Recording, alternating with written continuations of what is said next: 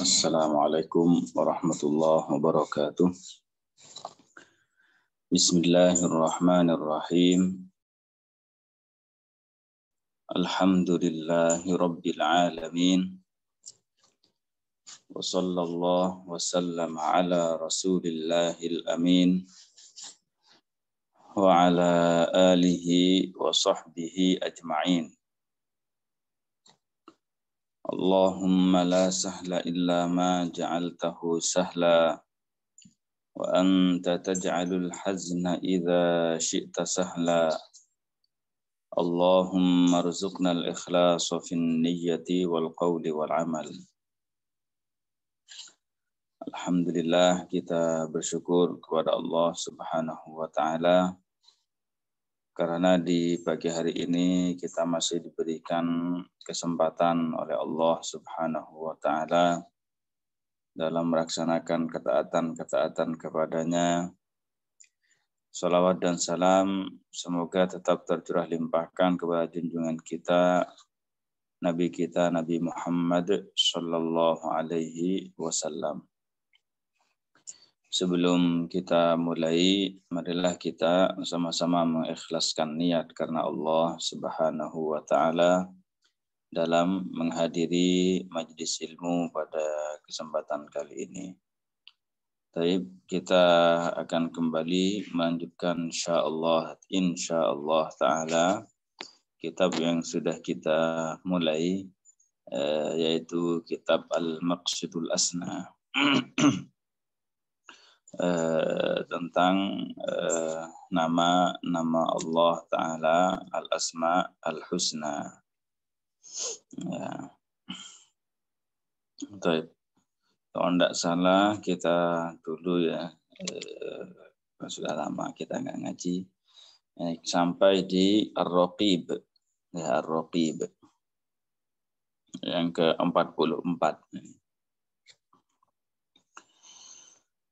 Qala al-muallifu rahimahullahu ta'ala rahmatan wasi'ah.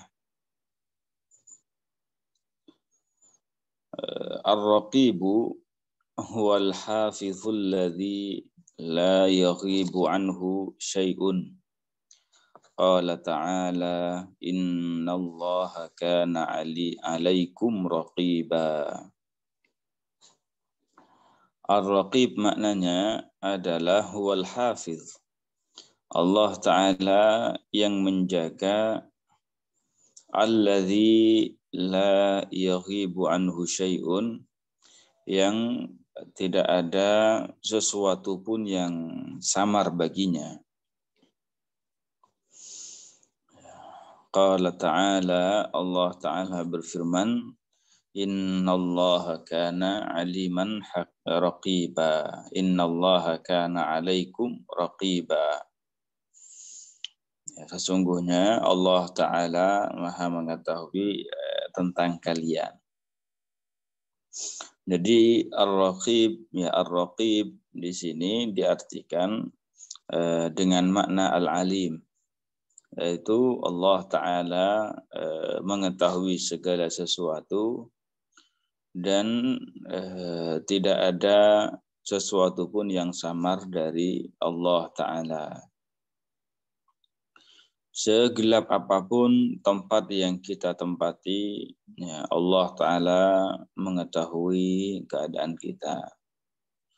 Dimanapun kita, walaupun di tengah hutan, walaupun di dalam lautan, ya, seandainya masuk ke dalam laut begitu di dalam, ya, memakai apa sekarang kan banyak ya, kapal selam atau semacamnya, ya, ataupun seseorang masuk ke gua yang sangat dalam sekali, ya, kemudian melakukan perbuatan maksiat di situ, maka Allah Ta'ala mengetahui semua itu dan tidak ada yang samar baginya.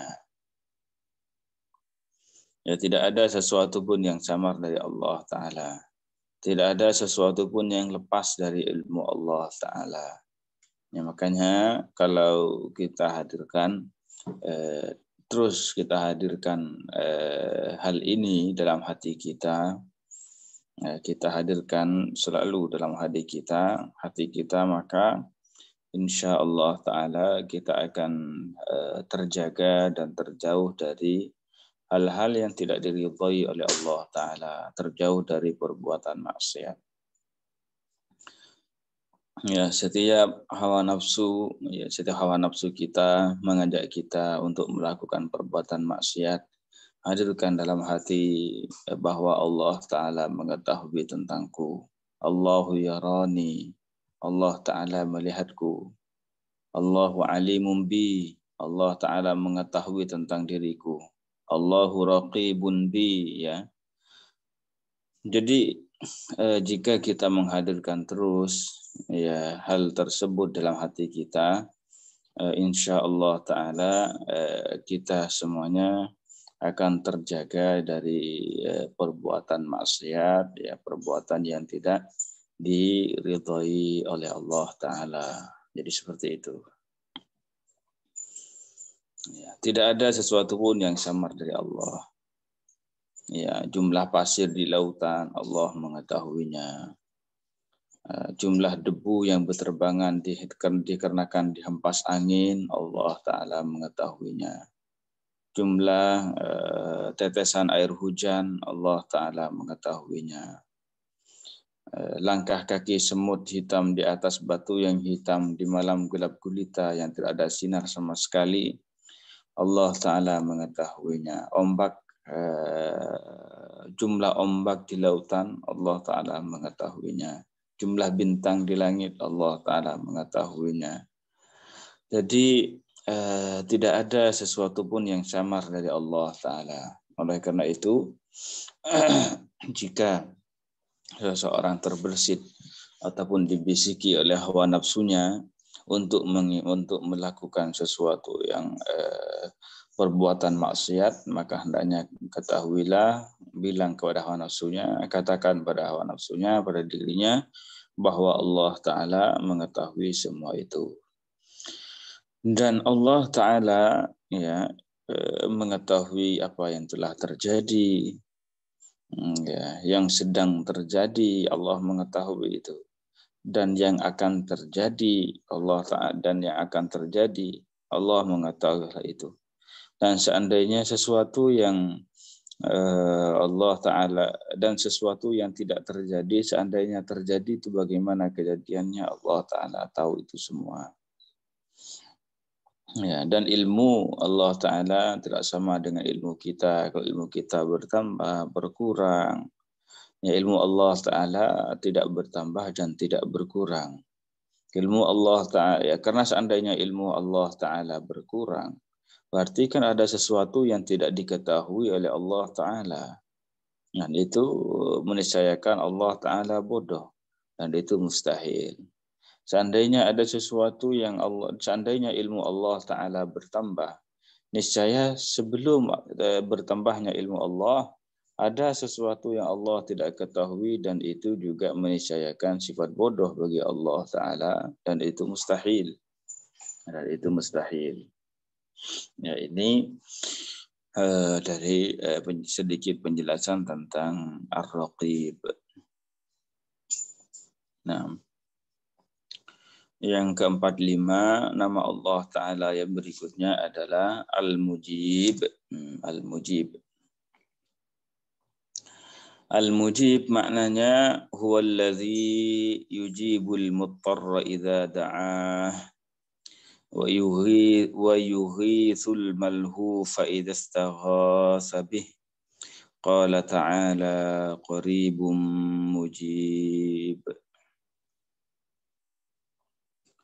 Al-Mujib, ya, nama Allah yang berikutnya adalah Al-Mujib. Huwallazi yujibul muttarra. Allah Ta'ala yang mengijabahkan orang yang lagi dalam keadaan sangat membutuhkan. Muttar itu sangat membutuhkan. Idza da'ah, apabila ia berdoa kepadanya. Wa yughithul malhuf, dan juga menolong orang yang malhuf. malhuf itu orang yang yang dalam keadaan sangat butuh juga, sangat sedih, sangat butuh, gitulah orang malhuf itu. Idza istaghatsa bihi, apabila ia minta pertolongan kepada Allah Ta'ala. Qala Ta'ala qaribum mujib. Allah Ta'ala maha dekat, dan Allah Ta'ala ya nanti saya jelaskan ya maksudnya. Qaribum mujib, Allah Ta'ala maha dekat, dan Allah Ta'ala maha mengkabulkan, dan Allah Ta'ala maha mengkabulkan. Nah, itu yang di penjelasan yang tadi itu. Ya. Jadi Allah Subhanahu wa Ta'ala, ya, jadi ini makna al-mujib ya, bahwasanya Allah Ta'ala yang memberikan pertolongan ya kepada orang yang sangat membutuhkan, ya, sangat membutuhkan. Apabila ia berdoa kepada Allah Ta'ala, ya, meminta pertolongan kepada Allah Ta'ala.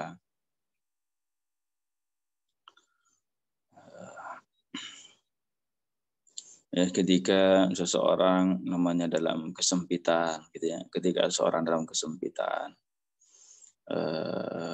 dan dia minta tolong kepada Allah Ta'ala, maka Allah Ta'ala akan memberinya jalan keluar.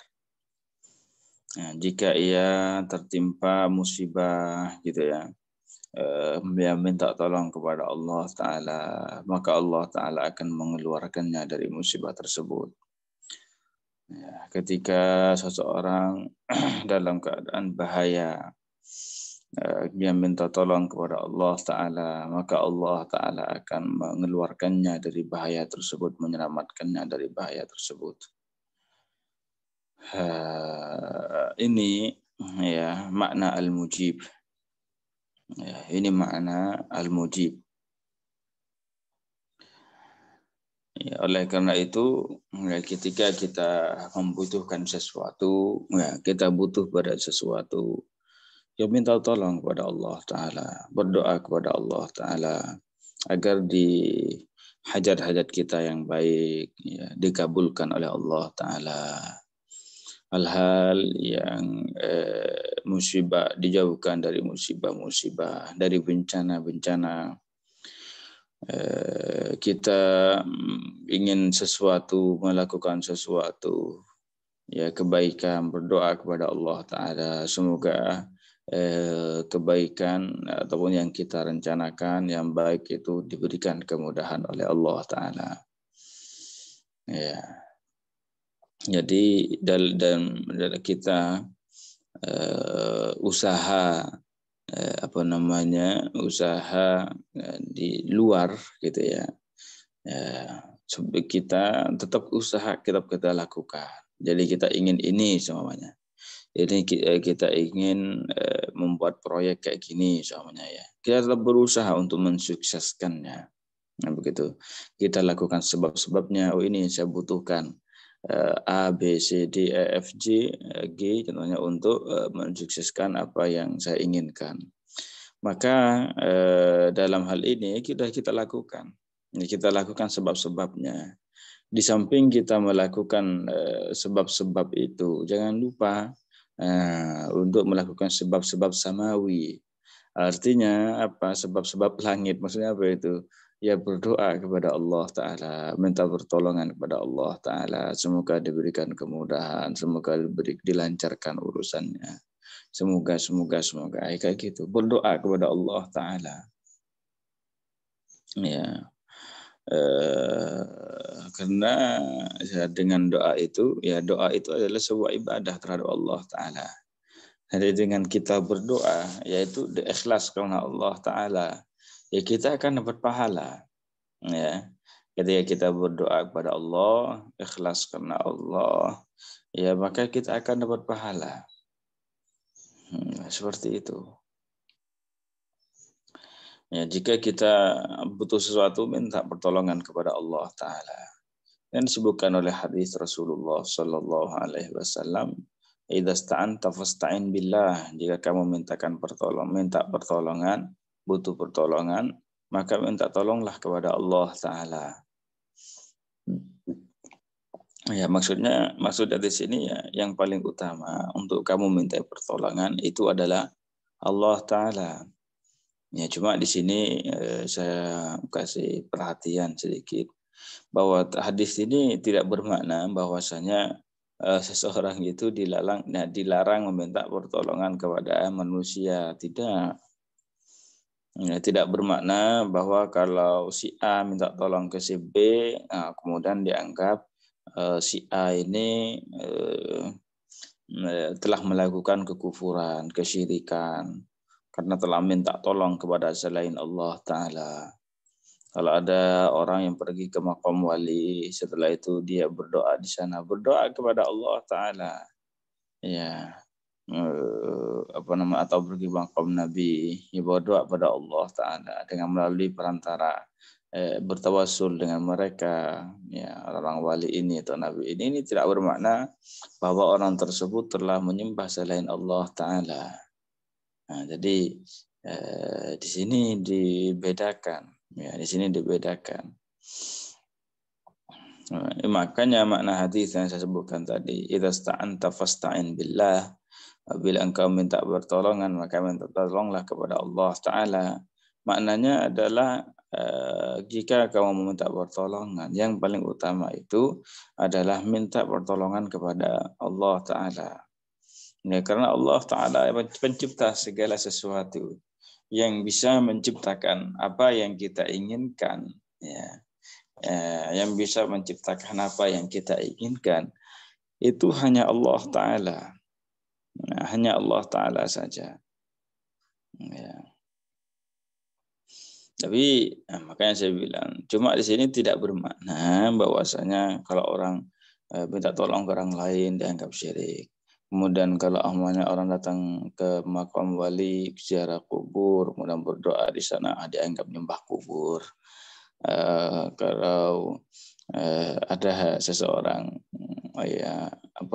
punya teman mungkin ya dari jin gitu, yang jin yang muslim yang baik seumpamanya, walaupun kita tidak menganjurkan yang kayak gituan, itu kemudian dikatakan syirik. Soalnya tidak semudah itu, ya tidak segampang itu. Ya, tidak segampang itu. Dianggap mereka. Nah, karena tidak ada, maksudnya hal ini itu gimana ya? Ya tidak masuk dalam definisi ibadah, definisi nyembah. Hal-hal yang dilakukan tadi itu tidak masuk sama sekali dalam definisi nyembah. Nah, sehingga kemudian dianggap nyembah selain Allah. Kalau melakukan hal itu tidak ada itu. Ya, karena definisi ibadah itu sendiri, kata para ulama bahasa dan juga ulama agama apa? Aqsa ghayatil khusyu'i wal khudu', yaitu puncak perendahan diri. Nah, hal ini, puncak perendahan diri ini, jika dipersembahkan kepada selain Allah Ta'ala, disinilah yang menjadi apa? Yang menjadi kesyirikan dan kekufuran. Sedangkan jika tidak sampai kepada itu, ya tidak dikatakan syirik. Begitulah. Ini makna al-mujib. Kemudian yang berikutnya, yang ke-46, nama Allah Ta'ala yang berikutnya adalah Al-Wasi'. Huwa alladhi wasi'a rizquhu jami'a khalqihi. Allah Ta'ala yang rizkinya mencakup segala makhluknya. Qala Ta'ala wallahu wasi'un alim. Ya, Allah Ta'ala maha luas rezekinya. Artinya rezekinya itu mencakup segala makhluknya. Alim, Allah Ta'ala maha mengetahui.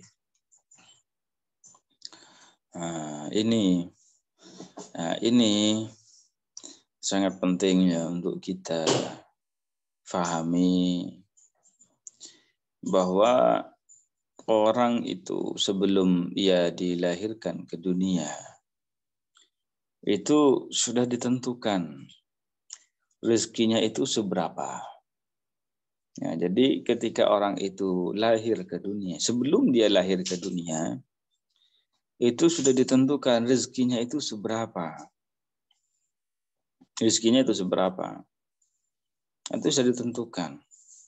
Dan seseorang itu tidak akan meninggal kecuali dia sudah mendapatkan semua rezeki yang Allah Ta'ala tentukan baginya.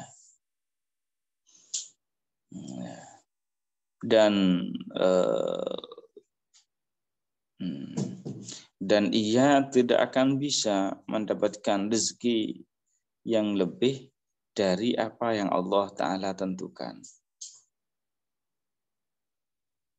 Kalau itu memang rezekinya, ya, sesuatu itu memang rezekinya, maka sesuatu itu pasti akan sampai kepadanya dan tidak akan kesasar. Ya. Jadi kalau itu sesuatu itu memang rezeki kita, ya akan sampai kepada kita dan tidak akan kesasar. Ya, tidak ada istilah rezeki kesasar itu. Kayak gitu. Kalau sesuatu itu memang bukan rezeki kita, saya memang tidak akan sampai kepada kita walaupun kita ngoyo-ngoyo gitu ya. Walaupun kita melakukan ini, melakukan itu, usaha ini, usaha itu, kemudian pokoknya ngoyo-ngoyo gitu. Melakukan untuk mendapatkan hal itu, jika memang itu bukan rezeki kita, tidak akan sampai kepada kita, tidak akan sampai. Seandainya orang di seluruh dunia, berusaha untuk memberikan satu suap kepada kita, seluruh dunia, semuanya, baik dari jin dan manusia, mereka berusaha untuk menyampaikan satu suapan ke dalam mulut kita. Seandainya suapan ini bukan rezeki, satu suap ini bukan rezeki kita, tidak akan sampai ke mulut kita. Tidak akan sampai ke mulut kita. Tidak akan sampai. Ya, demikian juga seandainya satu suapan ini memang rezeki kita, maka seandainya seluruh orang di dunia, presiden-presiden di dunia, tentara-tentara di dunia, polisi-polisi di dunia, seandainya mereka berusaha untuk menghalangi sampainya satu suap itu kepada ke mulut kita, mereka tidak akan mampu mereka. Ya, makanya di sini apa kata para ulama? Alim tu, saya tahu, anna rizqi la ya'kuluhu ghairi. Saya tahu bahwa rezekiku itu tidak akan dimakan oleh orang lain. Fatma'anna bali, maka hatiku tenang. Kalau itu rezeki kita, ya pasti akan sampai kepada kita. Tidak akan dimakan orang lain. Makanya enjoy aja, tenang aja. Demikian juga kalau itu memang bukan rezeki kita, tidak akan sampai kepada mulut kita. Tidak akan sampai.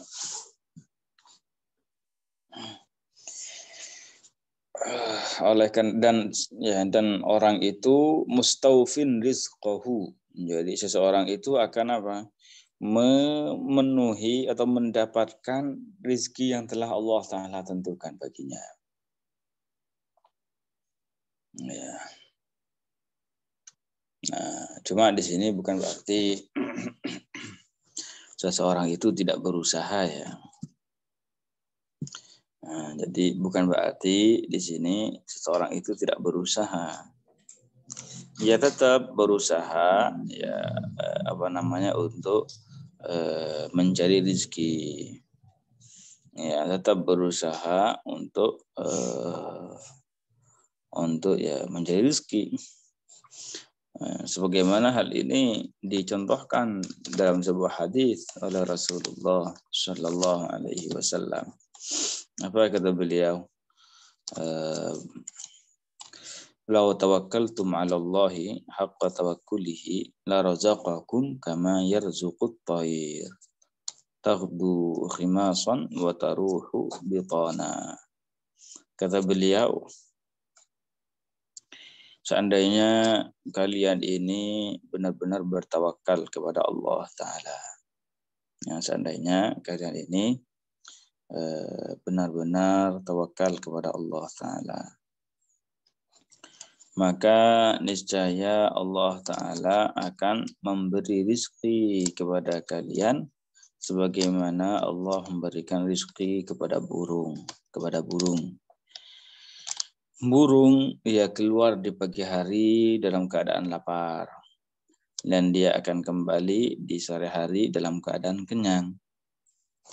Di sini perhatikan, ya, pertama, burung itu dia tidak berakal. Ya, burung itu tidak berakal. Tapi apa? Tetap dapat rezekinya. Ya, tetap dapat rezekinya. Rezeki yang ditentukan oleh Allah Ta'ala untuk burung tersebut, dia pasti akan dapatkan dan tidak akan kesasar itu. Nah, rezekinya nggak akan kesasar.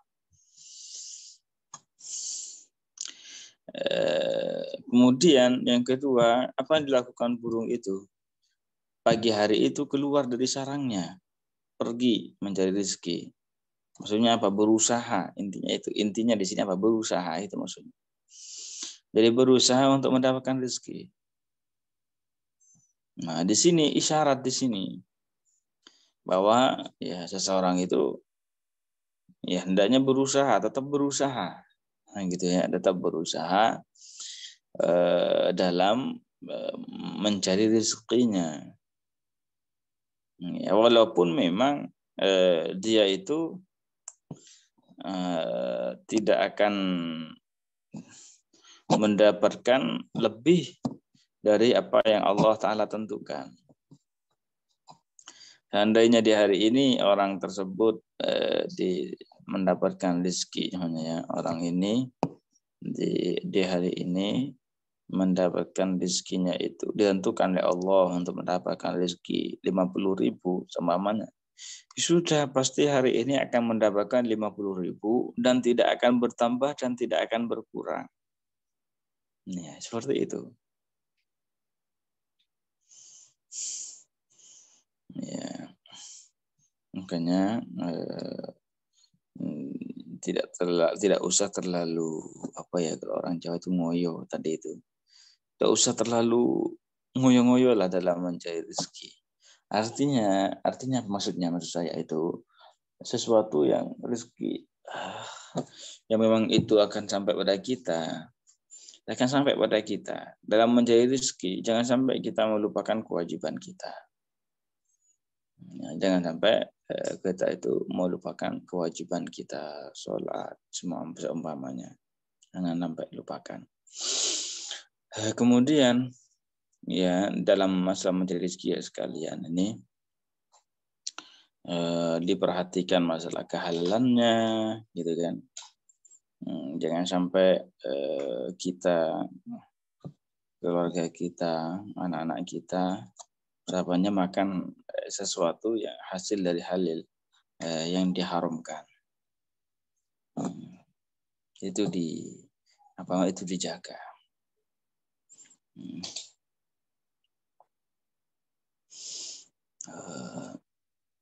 Seperti itu. Kemudian Al-Hakim. Al-Hakim huwal muhkimu li khalqil asya' kama sya'a li'annahu ta'ala 'alimun bi'awaqibil umur.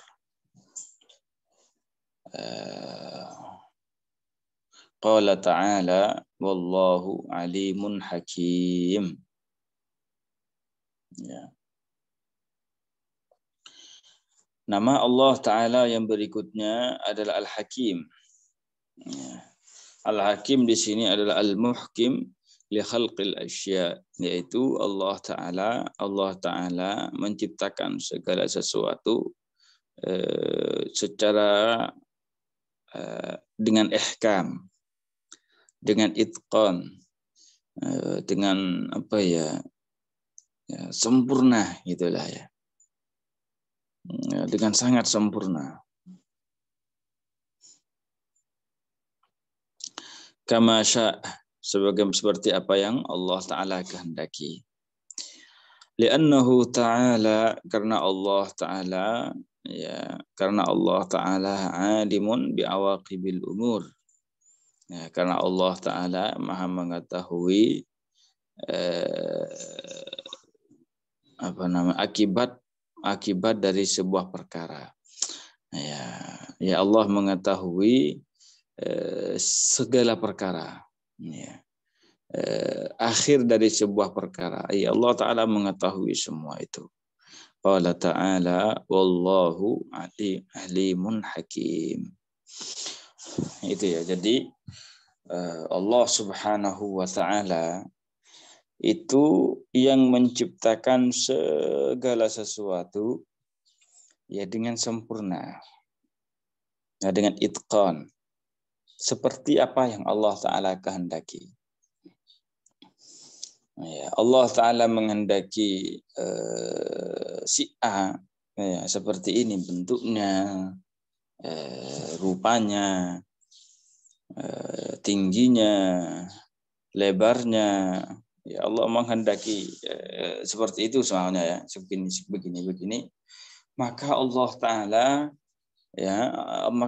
Ta'ala menciptakan orang tersebut ya dengan sesuai dengan apa yang Allah Ta'ala kehendaki secara sempurna, tidak ada satupun yang meleset dari apa yang Allah Ta'ala kehendaki. Jadi kayak gitu. Allah Ta'ala ya menghendaki ya menciptakan bumi semuanya dengan sifat yang seperti ini, matahari dengan sifat yang seperti itu, kemudian bulan dengan sifat yang seperti itu, langit dengan keadaan yang seperti itu. Allah Ta'ala Maha Kuasa untuk menciptakan segala sesuatu tersebut sesuai dengan kehendak Allah Subhanahu wa Ta'ala. Ini makna Al-Hakim.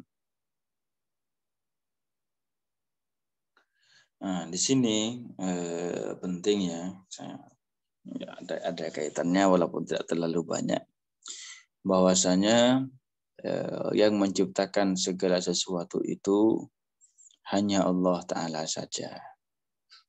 Yang menciptakan segala sesuatu dari tidak ada menjadi ada, itu hanya Allah Ta'ala saja. Sedangkan yang lainnya itu tidak ada yang bisa menciptakan. Ya, tidak ada sesuatu pun selain Allah Ta'ala yang bisa menciptakan. Allah Ta'ala yang menciptakan kita. Dan Allah Ta'ala pula yang menciptakan perbuatan kita.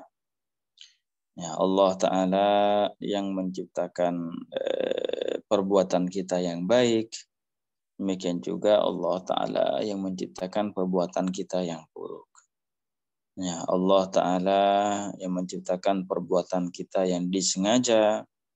Dan juga Allah Ta'ala pula yang menciptakan perbuatan kita yang tidak disengaja. Ya, jika seseorang mendapatkan petunjuk, maka yang menciptakan petunjuk dalam hatinya itu adalah Allah Ta'ala. Ketika seseorang mendapatkan kesesatan, ya menjadi orang sesat, maka Allah Ta'ala pula lah yang menciptakan kesesatan dalam dirinya. Jika seseorang itu beriman, maka Allah Ta'ala menciptakan keimanan dalam hatinya. Jika orang itu kafir, maka Allah Ta'ala pula yang menciptakan kekufuran di dalam hatinya, di dalam perbuatannya atau perkataannya. Nah, jadi semuanya itu terjadi dengan kehendak Allah Ta'ala, ya, dengan ciptaan Allah Ta'ala. Kita tidak bisa menciptakan apapun.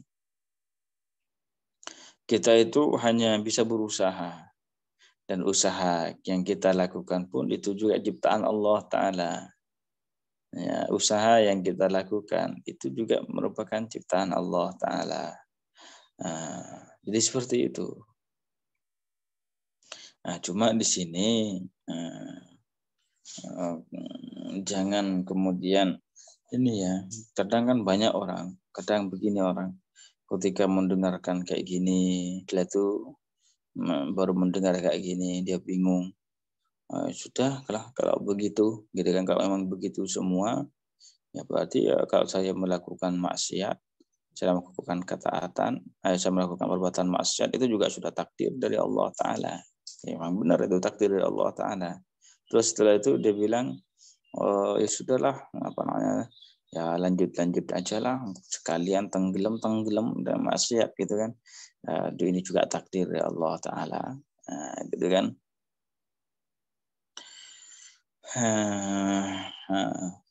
Ada orang yang bilang seperti itu. Ya. Nah, gimana kita menjawabnya? Ya kita katakan, kita itu tidak tahu hal yang gaib. Ya, kita itu tidak tahu hal yang gaib. Nasib kita atau takdir kita setelah 1 menit atau 2 menit atau 3 menit kita tidak tahu. Bagaimana nasib kita setelah 1 menit, setelah 2 menit, 3 menit, 1 jam, 5 jam, 1 hari, besok hari, itu kita tidak tahu. Nasib kita seperti apa. Dan juga akhir dari hidup kita juga tidak tahu seperti apa. Ya, makanya ya semuanya memang takdir Allah Ta'ala, tapi apa? Ya kita berusaha untuk melakukan ketaatan, melakukan sesuatu yang terbaik bagi kita. Ya, dengan harapan kita nanti bisa selamat di akhirat. Kan begitu. Dan ya, contoh pendekatannya itu ya para ulama memberikan contoh. Gimana contohnya? Petani, anggaplah petani beras, petani padi, mereka tidak tahu bahwa mereka itu akan panen atau enggak. Jadi ketika mereka nanam, mereka tuh tidak tahu mereka ini akan panen atau enggak. Jangan-jangan gagal panennya, mereka tidak tahu itu. Tapi walaupun seperti itu, walaupun mereka tidak tahu, mereka tetap nanam. Iya toh? Kenapa mereka tetap nanam? Karena mereka itu punya harapan.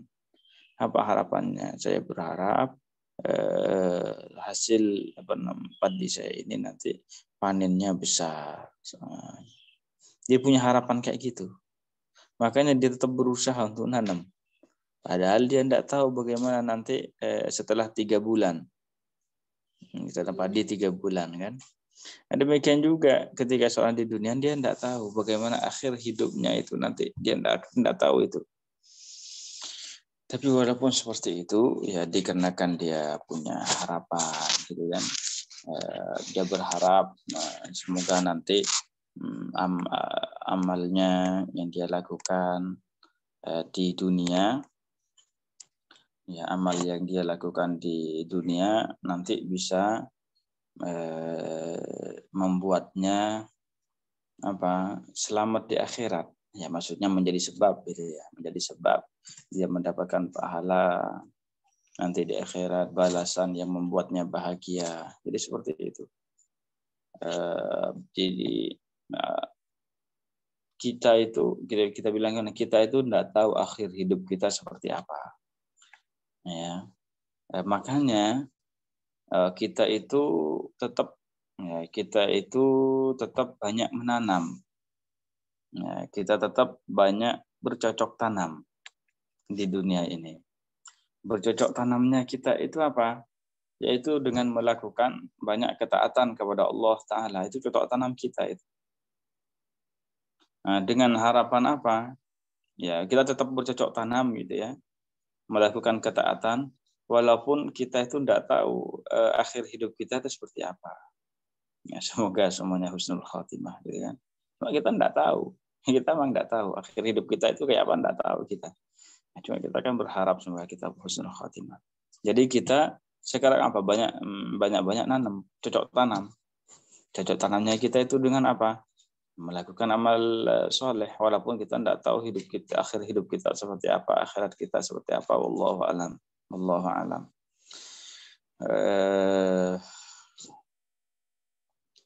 Nah, dengan harapan apa? Dengan harapan kita itu nanti di akhirat bisa di akhirat kita nanti bisa memanen hasil cocok tanam kita yang kita lakukan di dunia. Dengan apa panennya nanti? Ya, dengan selamat di akhirat, ya bahagia di akhirat, mendapatkan surga Allah Ta'ala, ya, diselamatkan dari siksa neraka, diselamatkan dari siksa-siksa sebelum neraka. Kan gitu harapannya kita. Ya, seperti itu. Saya kira sampai di sini dulu pembahasan kita pada hari ini. Dan jika ada teman-teman yang mau bertanya atau kurang jelas dari apa yang saya sampaikan, ya monggo nanti jika saya tahu nanti saya jawab. Nah, jadi intinya seperti itulah. Insya Allah Ta'ala kita lanjutkan nanti hari Ahad depan ya, Ahad depan kitab ini.